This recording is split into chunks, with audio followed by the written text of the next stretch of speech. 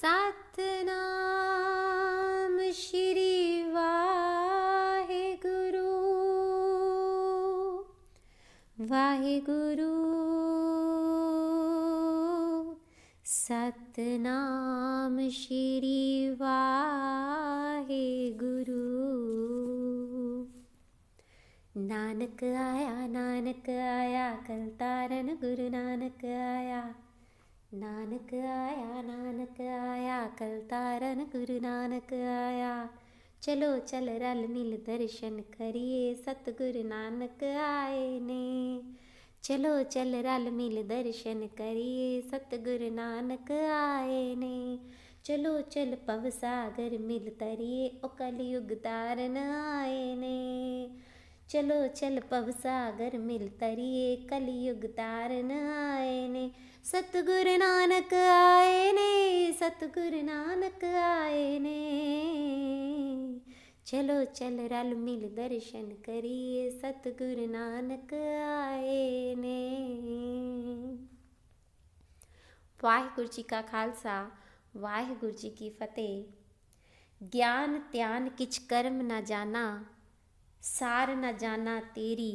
सब ते वड्डा सतगुरु नानक जिन कल राखी मेरी। गुरु प्यारी साध संगत जीओ, ਆਪ ਜੀ ਅਤੇ ਆਪ ਜੀ ਦੇ ਪਰਿਵਾਰ ਨੂੰ ਧੰਨ ਧੰਨ ਸ਼੍ਰੀ ਗੁਰੂ ਨਾਨਕ ਦੇਵ ਜੀ ਦੇ 551ਵੇਂ ਪ੍ਰਕਾਸ਼ ਪਰਵ ਦੀਆਂ ਲੱਖ ਲੱਖ ਵਧਾਈਆਂ ਹੋਣ ਜੀ।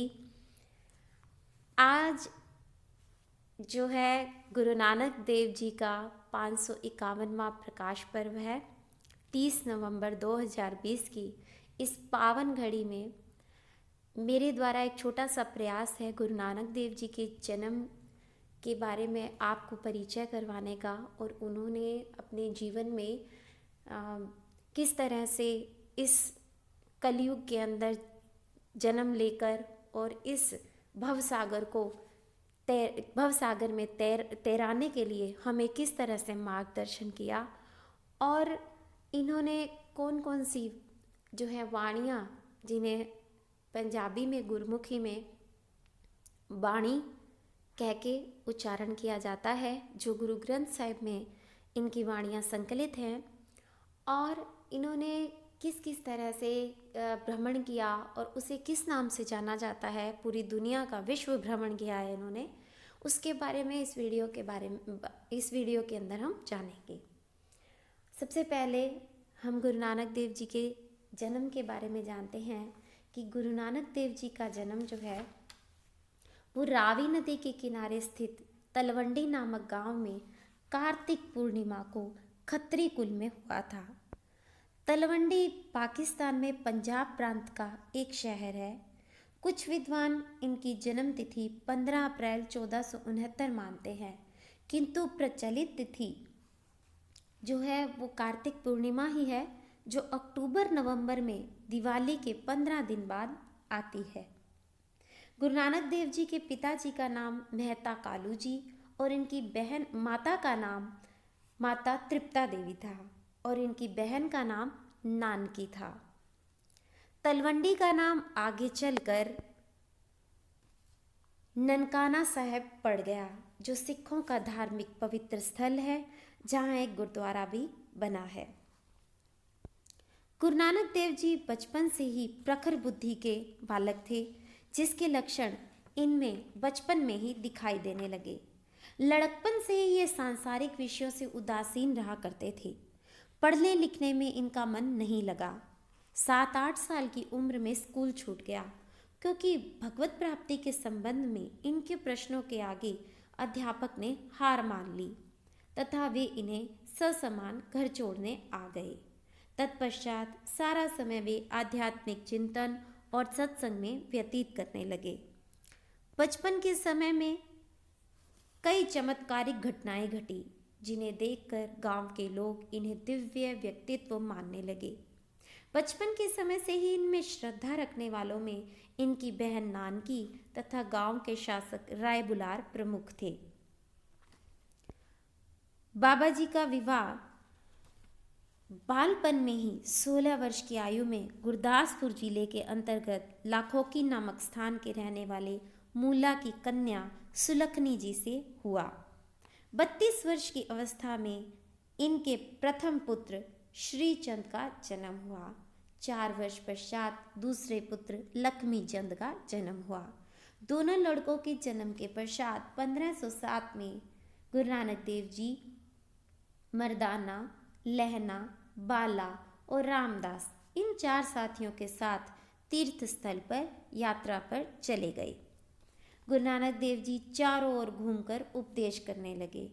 1521 तक इन्होंने 4 यात्रा चक्र पूरे किए, जिसमें भारत, अफगानिस्तान, फारस और अरब के मुख्य स्थानों का भ्रमण किया। इन यात्राओं को पंजाबी में उदासियां कहा गया। गुरु नानक देव जी की रचनाओं में जपजी साहब, असां दी वार, सुहेला, 12 माह, दखनी ओंकार, सिद्ध गोष्ठ आदि हैं। इनकी पवित्र वाणी सिखों के पवित्र ग्रंथ गुरु ग्रंथ साहिब जी में संकलित है। गुरु नानक देव जी सर्वेश्वरवादी थे। उन्होंने मूर्ति पूजा का खंडन किया और परमात्मा की उपासना का एक अलग मार्ग मानवता को दिया। गुरु नानक देव जी नारी को ऊंचा स्थान देते थे। उन्होंने कहा, सो क्यों मंदा आखिए जित जब मैं राजान। गुरु नानक देव जी ने ईश्वर तक पहुंचने के लिए प्रेम का मार्ग बताया। गुरु नानक देव जी की 3 बड़ी शिक्षाएं हैं, जिसमें है खुशहाली से जीवन का मंत्र, जिसके अंदर 3 शिक्षाएं ये हैं, नाम जपो, किरत करो, वंड छको। इनके माध्यम से गुरु नानक देव जी ने कहा कि अगर हम नाम जपेंगे, किरत करेंगे और वंड छकेंगे, इससे हमारा जीवन जो है वो खुशहाली से भर जाएगा। नाम जपो को हम विस्तार से समझ सकते हैं। उन्होंने यह कहा कि सोचे सोच न होवई, जे सोची लखवार, चुप्पे चुप न होवई, जे लाए रहा लिवतार। यानी ईश्वर का रहस्य सिर्फ सोचने से नहीं जाना जा सकता, इसलिए नाम जपें। नाम जपना यानी ईश्वर का नाम बार बार सुनना और दोहराना। नानक जी ने इसके 2 तरीके बताए हैं। संगत में रहकर जप किया जाए, संगत यानी पवित्र संतों की मंडली, या एकांत में जप किया जाए। जप से चित्त एकाग्र हो जाता है और आध्यात्मिक मानसिक शक्ति मिलती है, मनुष्य का तेज बढ़ जाता है। गुरु नानक देव जी का सबसे बड़ा संदेश वो ये था कि एक बार मक्का पहुंचने से पहले नानक देव जी थक कर आरामगाह में रुक गए। उन्होंने मक्का की ओर चरण किए थे। यह देखकर हाजियों की सेवा में लगा जियोन नाम का शख्स नाराज हो गया और बोला, आप मक्का मदीना की तरफ चरण करके क्यों लेटे हैं? नानक जी बोले, अगर तुम्हें अच्छा नहीं लग रहा तो खुद ही चरण उधर कर दो जिधर खुदा ना हो। नानक जी ने जियोन को समझाया, हर दिशा में खुदा है। सच्चा साधक वही है जो अच्छे काम करता हुआ खुदा को हमेशा याद रखता है। किरत करो। किरत करो से आशय यानी ईमानदारी से मेहनत कर आजीविका कमाना। श्रम की भावना सिख अवधारणा का भी केंद्र है। इसे स्थापित करने के लिए नानक जी ने एक अमीर जमींदार के शानदार भोजन की तुलना में गरीब के कठिन श्रम के माध्यम से अर्जित मोटे भोजन को प्राथमिकता दी थी। इसके बाद गुरु जी ने वंड छकों के लिए कहा। एक बार गुरु नानक जी 2 बेटों और लहना गुरु अंगद देव के साथ थे। सामने एक शव ढका हुआ था। नानक जी ने पूछा, इसे कौन खाएगा? तो उनके दोनों बेटे मौन थे। लहना ने कहा, मैं खाऊंगा। उन्हें अपने गुरु पर विश्वास था। कपड़ा हटाने पर पवित्र भोजन मिला। लहना ने इसे गुरु को समर्पित कर ग्रहण किया। नानक जी ने कहा, लहना को पवित्र भोजन मिला क्योंकि उसमें समर्पण का भाव और विश्वास की ताकत है।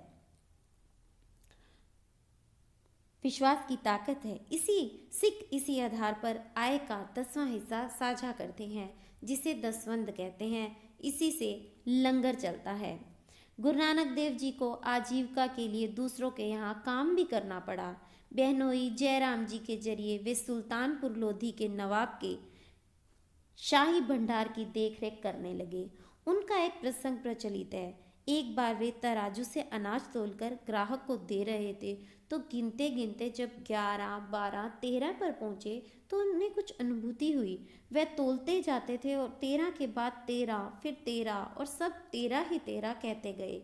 इस घटना के बाद वे मानने लगे थे कि जो कुछ है वो परम ब्रह्म का है, मेरा क्या है। तो नानक जी अपने शिष्य मर्दाना के साथ कंगनवाला पहुँचे तो उन्होंने देखा कि कुछ लोग जनता को परेशान कर रहे हैं। नानक जी ने उन्हें आशीर्वाद दिया, बसते रहो। दूसरे गांव पहुँचे तो अच्छे लोग दिखे। गांव वालों को नानक जी ने आशीर्वाद दिया, उजड़ जाओ। इस पर मर्दाना को आश्चर्य हुआ। उसने पूछा, जिन्होंने अपशब्द कहे उन्हें बसने का और जिन्होंने सत्कार किया उन्हें आपने उजड़ने का वर दे दिया गुरुजी, ऐसा क्यों? नानक जी बोले, बुरे लोग एक जगह रहें ताकि बुराई ना फैले और अच्छे लोग फैलें ताकि अच्छाई का प्रसार हो। इस प्रकार नानक जी हरिद्वार गए। वहाँ लोगों को गंगा किनारे पूर्व में अर्घ्य देते देखा। नानक जी इसके उलट पश्चिम में अर्घ्य देने लगे। लोगों ने पूछा, आप क्या कर रहे हैं? नानक जी ने पूछा, आप क्या कर रहे हैं? जवाब मिला, हम पूर्वजों को जल दे रहे हैं। नानक जी बोले, मैं पंजाब में खेतों को पानी दे रहा हूँ। लोग बोले, इतनी दूर पानी खेतों तक कैसे जाएगा? इस पर नानक जी बोले, जब पानी पूर्वजों तक जा सकता है तो यह खेतों तक क्यों नहीं जाएगा? मानो तो ईश्वर यहाँ मौजूद हर कण और हर व्यक्ति में है। इस तरह से गुरु जी की शिक्षाएं हमें जीवन में सदैव एक दूसरे की मदद करने और एक ईश्वर पर विश्वास करने के लिए प्रेरित करती हैं, क्योंकि मूल मंत्र ही है उनका, एक ओंकार सतनाम कर्ता पुरख निरभव निर्वैर अकाल मूरत अजूनी सैभं गुर प्रसाद, जब आद सच जुगाद सच है भी सच, नानक होसी भी सच। गगन में थाल रव चंद दीपक बने, यह आरती गुरु नानक देव जी द्वारा उच्चारित है। उन्होंने आरती 1506 या 1508 में पूर्वी भारत की यात्रा के दौरान पुरी के जगन्नाथ जी मंदिर में उच्चारण की थी। अमृतसर स्थित सिखों के तीर्थ स्थल श्री हरमंदिर साहिब में प्रतिदिन संध्या समय रहरास साहिब के पाठ व अरदास के बाद यह आरती की जाती है। यह आरती मूल रूप में गुरमुखी में लिखी हुई है और पवित्र आदि ग्रंथ में शामिल है। परंपरागत आरती से हटकर इसमें संपूर्ण सृष्टि को ही परमात्मा की आरती में लीन, कल्पित, प्रदर्शित किया गया है। मैं आशा करती हूँ कि आपको यह वीडियो ज़रूर पसंद आया होगा और अंत में फिर से मैं आपको आज गुरु जी के 551वें प्रकाश पर्व की बधाई देती हूँ और मैं ये छोटे से प्रयास के माध्यम से आपको गुरु जी के जीवन के बारे में छोटा सा परिचय दे पाई। अगर मेरे को यह कहते हुए कोई भी अनेक भूलें हुई होंगी, कुछ गलतियाँ भी होंगी, तो नादान बच्ची समझ के आप माफ़ कर दीजिएगा। इसी के साथ ही वाहिगुरु जी का खालसा, वाहिगुरु जी की फतेह।